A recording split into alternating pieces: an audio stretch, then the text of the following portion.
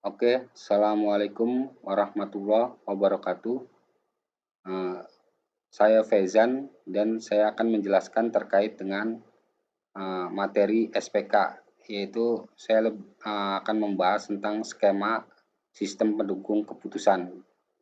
Jadi nanti di situ ada bagan dari SPK tersebut, di mana nanti ada komponen-komponen yang membentuk sebuah SPK. Oke, untuk lebih jelasnya kita lanjut ke slide berikutnya. Berikut adalah skema dari SPK, di mana di sini kita bisa lihat komponen-komponen pembentuk dari SPK. Jadi di sisi kiri ini ada data, terus manajemen model, ada model eksternal, ada subsistem berbasis pengetahuan, sampai pada nanti interaksi antara manajer dengan dialog, ya, user interface. Nah, jadi saya akan menjelaskan dari komponen data terlebih dahulu, di mana data adalah keterangan mengenai fakta kalau dari definisi, gitu ya. Tapi di sini saya akan menjelaskan data-data yang biasanya ada di dalam database. Jadi ada data yang dari eksternal, ada data internal, dan ada data warehouse. Nah, dari data di gambar tersebut, maka nanti data tersebut ini akan dikelola oleh software DBMS, ya. Jadi kepanjangannya Database Management System. Jadi sistem yang software yang mengelola data-data di dalam database tersebut. Nah, software DBMS ini diantaranya ada Oracle, ya, MySQL, SQL Server, dan sebagainya. Nah, ini fungsinya untuk memanage data-data, ya, di dalam database tersebut. Kemudian ada manajemen model. Nah, manajemen model nanti untuk menyelesaikan sebuah kasus, ya, apa yang akan digunakan, ya, bisa berupa rumus, bisa berupa model-model seperti untuk penyelesaian masalah kayak di SPK ada model AHP, SAW, profil matching, topsis, dan sebagainya. Nah, berikutnya ada model-model eksternal, ini dari internet, ya, dan sebagainya. Itu banyak model-model untuk menyelesaikan masalah. Ditambah lagi di sini ada subsistem berbasis pengetahuan atau knowledge management. Nah, di sini fungsinya untuk memberikan solusi dari kepintaran pakar yang memberikan pengetahuannya ke sistem, ke mesin. Jadi jika ada masalah, ada case yang sama, gitu ya, ini tidak perlu lagi untuk mencari troubleshooting-nya, mencari secara troubleshooting seperti apa, gitu ya. Tapi kalau sudah sudah diberikan panduan atau pengetahuan dari si expert, maka kalau ada kasus yang sama, kita bisa set langsung akan ada solusi seperti apa penanganannya. Nah, ini fungsi dari manajemen knowledge. Biasanya manajemen knowledge ini akan dimasukkan ke dalam software dari SPK, gitu ya. Nanti dari software dari pengetahuan ini, nanti kalau ada interaksi antara manajer dengan software tersebut, ya, software SPK maksudnya, nanti akan ada solusi, opsi-opsi berdasarkan pengalaman dari si expert tersebut atau yang sudah mempunyai pengetahuan dan pengalaman para ahli yang sudah diadopt ke dalam mesin.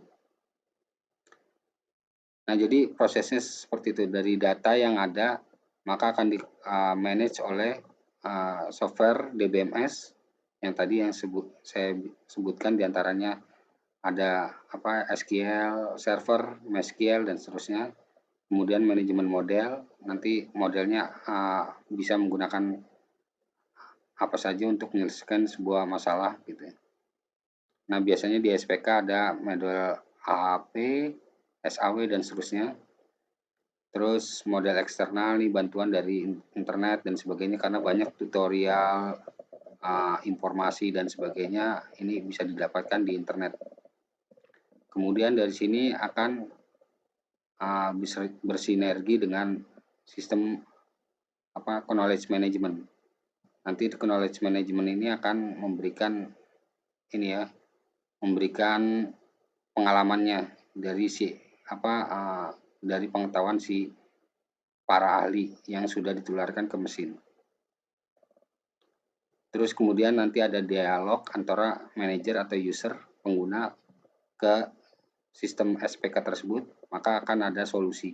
Dari solusi tersebut maka akan disimpan lagi ke knowledge ya, data knowledge. Jadi nanti akan berputar terus gitu. Jadi ini adalah untuk menyelesaikan sebuah case gitu ya. Terus nanti ada hasilnya itu berupa opsi-opsi ya, yang rekomendasi dari kemampuan sistem pakar yang sudah ditularkan ke manajemen knowledge management. Oke, kita lanjut ke slide berikutnya untuk terkait dengan penjelas definisi dari masing-masing komponen yang ada di dalam SPK.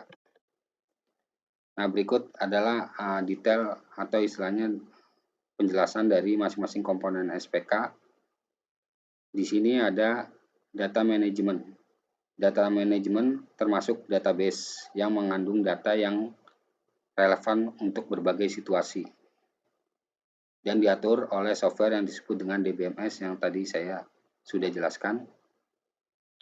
Berikutnya ada model manajemen. Model manajemen ini melibatkan model finansial, statistikal, manajemen sains, dan sebagainya, sehingga dapat memberikan ke sistem suatu kemampuan analitis dan manajemen software yang diperlukan. Berikutnya ada communication, ada dialog subsistem. User dapat berkomunikasi dan memberikan perintah pada SPK melalui subsistem ini. Kemudian ada komponen knowledge management. Nah, subsistem ini opsional, tapi penting ya, dapat mendukung subsistem lain atau bertindak sebagai komponen yang berdiri sendiri. Nah, menurut SPK menurut ahli ya, pakar dari SPK mendefinisikan ini sebagai sistem yang memiliki 5 karakteristik utama, yaitu sistem yang berbasis komputer atau sering disebut dengan CBIS, yang panjangannya dari Computer Based Information System. Jadi ini masuk kategori sistem yang berbasis komputer, SPK tersebut. Yang kedua, SPK ini dipergunakan untuk membantu para pengambil keputusan seperti manajer. Nah, yang ketiga, untuk memecahkan masalah-masalah rumit yang mustahil dilakukan dengan kalkulasi manual. Jadi dengan kalkulasi manual ini akan begitu sulit ya untuk memecahkan masalah-masalah yang memang sifatnya berubah-ubah ya, tidak terstruktur dan sebagainya.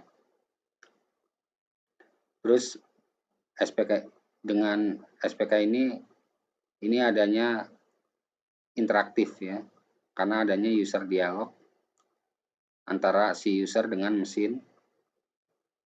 Kemudian di SPK tersebut juga ada penggabungan antara data, model ya, dan knowledge. Ini sebagai komponen utamanya.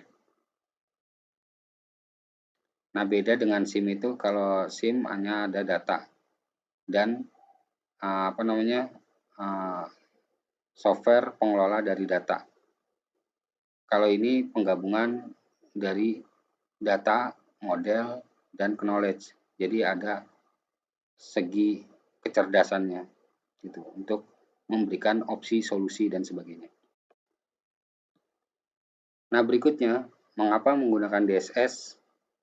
Karena perusahaan ini beroperasi pada ekonomi yang tak stabil, gitu ya, tak menentu, maka kita perlu dukungan bantuan komputerisasi dan software yang untuk memberikan solusi. Gitu. Berikutnya, perusahaan dihadapkan pada kompetisi, jadi adanya persaingan, baik di dalam negeri maupun di luar negeri. Terus, perusahaan menghadapi peningkatan kesulitan dalam hal melacak jumlah operasi-operasi bisnis. Jadi perlu bantuan komputerisasi di sini, di mana setiap transaksi bisa disimpan di dalam database. Jadi nanti sewaktu-waktu kita membutuhkan untuk compare data terkait dengan compare tahun lalu dengan tahun sekarang, sudah sejauh mana profit ini bisa ditampilkan gitu ya, kalau sudah terkomputerisasi. Terus berikutnya, sistem komputer perusahaan tak mendukung peningkatan tujuan perusahaan dalam hal efisiensi dan seterusnya. Jadi ini mengapa pentingnya menggunakan DSS, Decision Support System. Di antaranya seperti itu. Oke, kita lanjut lagi ke slide berikutnya. Berikutnya adalah keuntungan SPK. Jadi dari mengapa menggunakan SPK, karena berikut adalah keuntungan kalau kita menggunakan SPK, sistem penunjang keputusan. Nah, yang pertama, mampu mendukung pencarian solusi dari masalah yang kompleks. Jadi dengan bantuan SPK ini kita bisa mendapatkan solusi cepat gitu ya, dari masalah-masalah yang memang kompleks yang tidak bisa dilakukan oleh manual gitu ya. Berikutnya, respon cepat pada situasi yang tak diharapkan dalam kondisi yang berubah-ubah. Jadi kadang manajer ini dibutuhkan untuk mengambil keputusan secara cepat gitu ya. Terus berikutnya, mampu untuk menerapkan berbagai strategi yang berbeda. Jadi nanti ada opsi-opsi, opsi A kurang tepat, maka kita bisa menggunakan opsi yang B dan seterusnya. Terus akan meningkatkan kontrol manajemen dan kinerja, menghemat biaya, keputusannya lebih tepat ya, karena adanya analisis dari knowledge, model, dan sebagainya. Dan seterusnya. Di sini diantara keuntungan dari penggunaan software sistem penunjang keputusan. Berikutnya, representasi DSS. Jadi apa sih yang nanti akan ditampilkan di DSS ini? Nah, ini nanti representasinya bisa berupa bar chart. Atau kalau kita sering menggunakan Excel, ini bar chart ini untuk memperbandingkan kinerja beberapa entity. Jadi nanti ada struktur statistik yang menggambarkan gitu ya, dengan bar. Terus ada pie chart untuk melihat komposisi atau presentasi suatu hal. Jadi nanti ini bentuknya seperti lingkaran gitu ya. Nanti ada komposisi dari masing-masing yang akan diteliti, dianalisis dan sebagainya. Berikutnya, representasi DSS ada yang berbentuk maps ya, peta, untuk mempresentasikan data secara geografis. Terus layout untuk menggambarkan lokasi barang secara fisik. Hierarki chart untuk menggambarkan struktur organisasi di sebuah perusahaan dan sebagainya. Berikutnya ada sequence chart. Ini untuk mempresentasikan suatu dengan logika yang terstruktur. Contohnya adalah diagram flowchart. Terus ada yang dengan cara animasi, nah itu disebut dengan motion graphic dan seterusnya. Oke, kita lanjut ke slide berikutnya. Nah, berikutnya ada proses pengembangan DSS. Jadi dalam mengembangkan sebuah sistem penunjang keputusan, ini ada pertama tahapannya yaitu perencanaan. Jadi kita merumuskan kerangka dan ruang lingkup SPK. Terus berikutnya ada penelitian berhubungan dengan pencarian data. Terus ketiga ada analisis dan perancangan konsep. Penentuan teknik pendekatan yang akan dilakukan serta sumber daya yang dibutuhkan. Nah, berikutnya dari analisis itu kita tahapan selanjutnya yaitu perancangan. Ini melakukan perancangan ketiga subsistem utama SPK, yaitu subsistem database, model, dan dialog. Nah, dari perancangan ini kita lanjut ke tahapan konstruksi. Nah, ini merupakan kelanjutan dari perancangan di mana ketiga subsistem yang telah dirancang digabungkan menjadi suatu SPK. Nah, berikutnya setelah udah dikonstruk, maka kita implementasi. Jadi menerapkan SPK yang dibangun. Jadi nanti di sini tahapannya ada melakukan testing, evaluasi, sampai pada pelatihan. Berikutnya tahapan pemeliharaan, yaitu tahapan yang dilakukan terus-menerus untuk mempertahankan keandalan sistem, dan yang terakhir adalah adaptasi. Nah, untuk flow-nya ini bisa dilihat di slide berikut ya. Jadi penjelasannya tadi di sebelum slide ini. Ya. Ini adalah proses pengembangan DSS. Oke, kita lanjut. Nah, dalam proses mengembangkan atau membuat dan sebagainya gitu ya, ini kadang ada kegagalan-kegagalan dalam implementasi. Nah, apa sih penyebab dari kegagalan implementasi? Di antaranya adalah terbatasnya keikutsertaan stakeholder. Kadang kalau kita tidak mengikutkan stakeholder yang ada, kadang ada yang tidak tidak mendukung dan sebagainya, maka biasanya nanti akan terjadi kegagalan dan sebagainya. Jadi perlu diikut sertakan semua. Terus requirement, persyaratan tidak lengkap dalam mengembangkan, hanya ada yang kurang dan sebagainya. Nah, ini mungkin akan jadi penyebab kegagalan implementasi. Lingkup proyek bertambah terus-menerus. Jadi yang awalnya seperti ini, atau ada penambahan-penambahan, hanya ini akan membuat bingung dan sebagainya. Nah, ini juga menjadi penyebab. Harapan kurang realistis, jadi terlalu tinggi atau terlalu gimana gitu ya. Jadi ini bisa menyebabkan juga sebuah kegagalan. Nah, berikutnya ada personil kunci yang emang nih expert tapi tidak melibatkan diri lagi atau meninggalkan gitu ya. Jadi ini akan kesulitan untuk yang SDM yang ada yang untuk menerapkan proyek-proyek yang memang yang sebelumnya ada ahli yang mengetahui tentang bagaimana mendesain sampai pada mengimplementasikannya, atau ditinggalkan. Nah, ini akan kebingungan lagi gitu ya. Jadi jangan sampai personel kunci ini tidak melibatkan diri gitu ya. Nah, kurangnya keahlian pelaksana ini juga sama ya. Jadi perlu ada SDM yang tangguh, unggul ya, dan cerdas untuk mengimplementasikan sebuah proyek atau sebuah software ya dan sebagainya. Jadi perlunya ada SDM yang ahli gitu ya. Kalau di dalam manajemen ada istilah 3M, the right man, the right place, and the right time ya. Itu menempatkan orang sesuai dengan keahliannya ya, sesuai kompetensinya.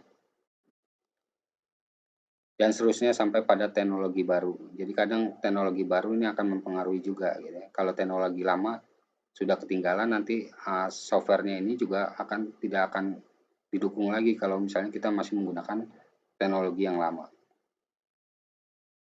Karena teknologi ini akan berubah-ubah cepat gitu ya. Jadi perlu ada pemikiran ke depan untuk menggunakan memang teknologi dan software yang memang bisa bertahan sampai beberapa tahun lamanya gitu ya. Jadi biar bisa dipakai agak lama. Nah, berikutnya dari penjelasan yang di atas itu kita akan bisa membedakan antara sistem informasi manajemen dengan SPK. Jadi kalau berdasarkan kriteria dukungan terhadap keputusan, maka di sini SIM yaitu informasi performance organisasi. Tapi kalau di SPK, informasi dan teknik pengambilan keputusan untuk menganalisis problem tertentu. Jadi dia opsi-opsi untuk pengambilan keputusan yang sudah direkomend. Terus dari situ bisa untuk menganalisis problem tertentu. Kalau ini informasi secara general umum, kalau di SIM. Terus bentuk dan frekuensi informasi, kalau di SIM ini laporan periodik. Laporan biasa, periodik gitu ya. Kalau SPK ada query, ada request. Nanti juga ada respon interaktif dari sistem. Gitu. Jadi berbeda. Jadi dia hanya menampilkan laporan, tidak ada query atau interaktif. Kalau di sini SPK ada, gitu ya. Jadi ada intelijennya, ada kecerdasannya, dan seterusnya.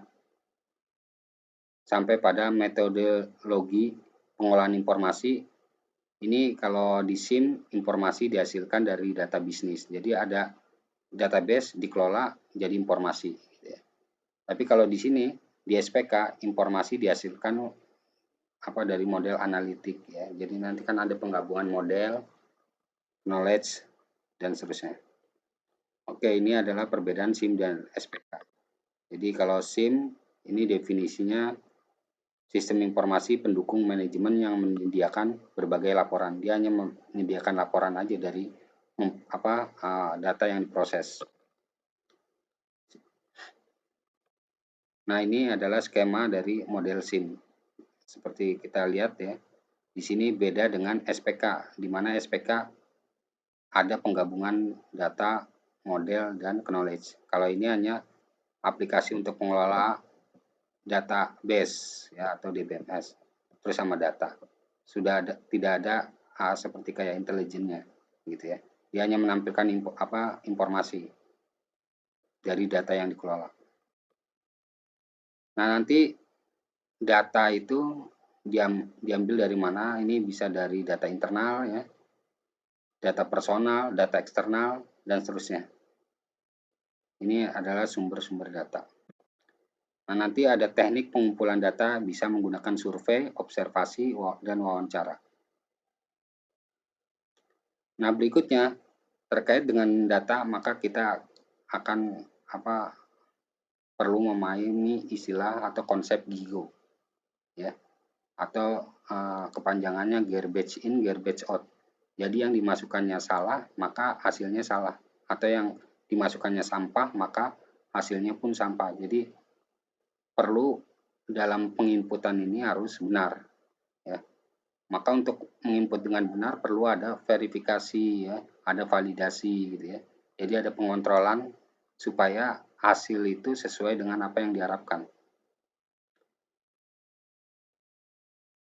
Nah, terus terkait dengan kualitas data juga berhubungan dengan akurasi data ya. Jadi kalau sampai data di entry tidak benar, maka hasilnya tidak benar. Jadi solusinya yaitu otomatisasi entry data. Nah, kalau di dalam program itu kan kita pernah menginput misalnya kalau untuk tanggal, untuk angka, maka kita harus diotomatiskan isi yang inputannya itu hanya bisa diisi oleh angka, tidak boleh huruf, tidak boleh bisa huruf dimasukkan karena nanti akan ada pemrosesan di mana jadi tidak akurasi lagi datanya gitu ya kalau data yang diinput salah. Maka perlu ada otomatisasi ya. Nah, perlunya ada verifikasi dan validasi data kalau ada masukan yang diinput salah, maka ini tidak bisa diproses gitu. Oke. Nah, ini sumber masalah kualitas data. Biasanya ini kesalahan banyak terkait dengan pengentrian data ya. Terus adanya migrasi data, mungkin ada yang file-file korup dan sebagainya ya saat migrasi dan sebagainya. Akhirnya data jadi masalah. Terus adanya harapan pengguna. Nah, ini harapan pengguna kadang inginnya supaya data itu ditampilkan sesuai dengan harapan, realnya tidak seperti itu, maka ini terkait dengan modifikasi dan sebagainya, akhirnya jadi ini terkait dengan masalah kualitas data dan seterusnya.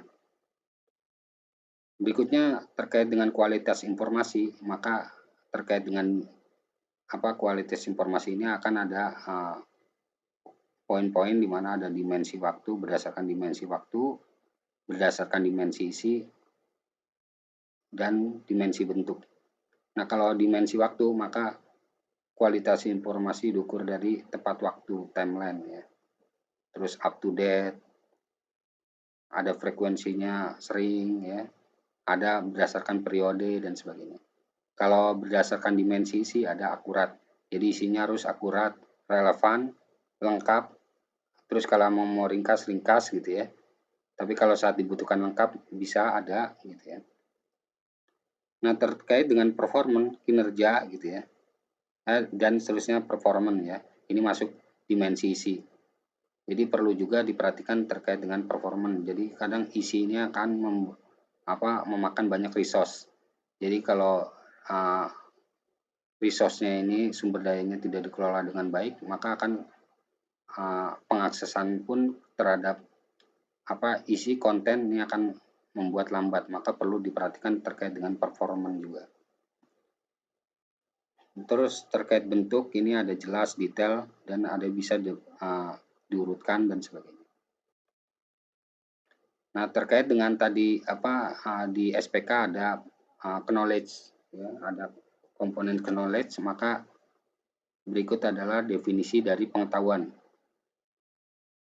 Jadi knowledge atau pengetahuan terdiri dari item data dan atau informasi yang diorganisasi dan diproses untuk menyampaikan pemahaman, pengalaman, pembelajaran, dan keahlian yang dapat diaplikasikan pada sebuah masalah atau aktivitas saat ini.